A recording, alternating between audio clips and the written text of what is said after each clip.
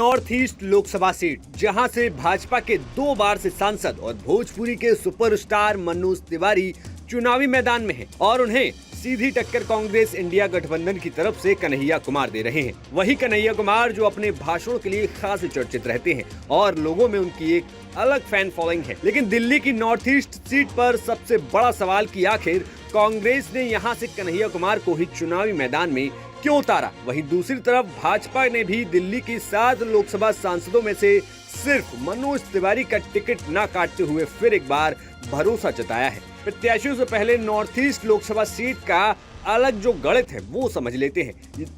North east Lok Sabha seat Delhi की वो seat है जहां पर पूर्वांचल से प्रवासी लोगों की संख्या सबसे ज्यादा है और आबादी के लिहाज से भी नॉर्थ ईस्ट दिल्ली में 7 विधानसभा सीटों पर नंबर 1 पर आता है। खास बात यह है कि ये सीट ध्रुवीकरण के लिहाज से भी बेहद अहम मानी जाती है, क्योंकि 2020 में हुए दिल्ली दंगों की नींव भी यहीं से पड़ी थी, जिसने दिल्ली में हिंसा का रूप ले लिया था। इस लोकसभा सीट में मुस्लिम मतदाताओं की संख्या अपने आप में बेहद निर्णायक रहती है, चाहे फिर वो सीलमपुर विधानसभा हो या फिर बाबरपुर, गोकुलपुर, मुस्तफाबाद का इलाका हो। राजनीतिक विश्लेषकों की माने तो मुस्लिम वोटर इस वक्त इंडिया गठबंधन की तरफ देख रहा है। इलाके में अनुसूचित जाति के लोगों की संख्या 16% है, मुस्लिम 20% है, ब्राह्मण 11%, वैश्य बनिया 4.68%, पंजाबी समाज 4% है और गुर्जरों की संख्या 7.57% और ओबीसी की संख्या 21.75% बताई गई है।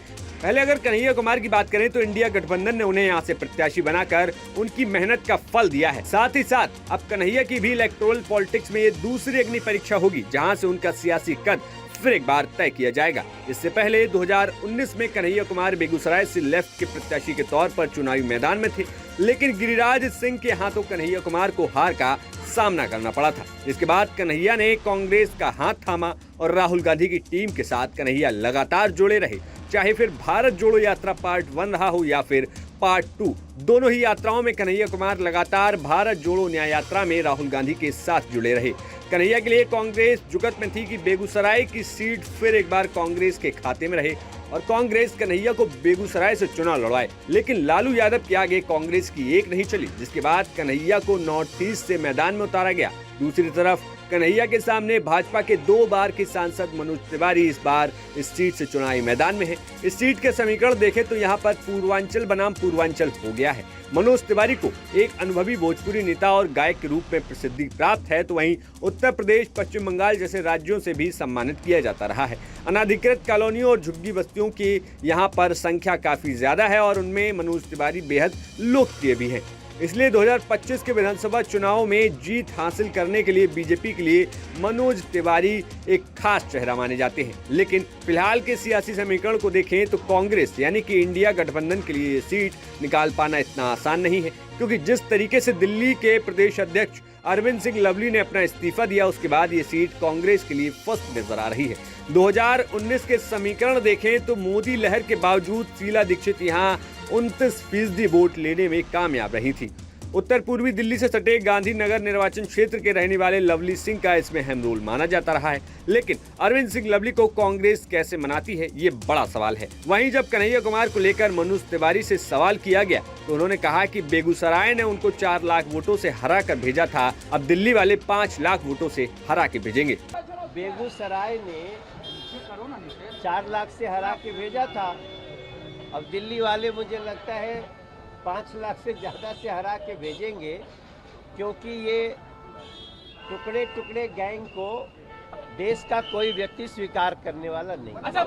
अब जब भाजपा प्रत्याशी मनोज तिवारी अपनी तरफ से हमला कर रहे थे तो दूसरी तरफ कन्हैया कुमार ने भी भाजपा को निशाने पर लेकर कहा कि इंडिया ब्लॉक के नेताओं को परेशान करना और जेल में डालना इनकी कार्यशैली हो गई है।